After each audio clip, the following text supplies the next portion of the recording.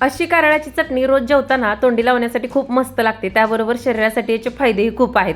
म्हणून मस्त अशी कारळाची चटणी बनवून घेतली आणि याची तुम्हाला रेसिपी बघायची असेल तर खाली लोगोच्या तिथं त्रिकोणी आयकॉन आहे, त्याची लिंक देते, रेसिपीची नक्की बघा.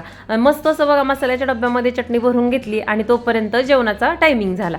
तर म्हटलं चला आज मसाला ताक बनवूया. म्हणून ताक बनवण्यासाठी 4 चमचे दही घेतलं आणि त्याच्यामध्ये मस्त असं चाट मसाला, मीठ वगैरे टाकलं आणि बघते तर काय मस्त असं मसाला ताक तयार होतं.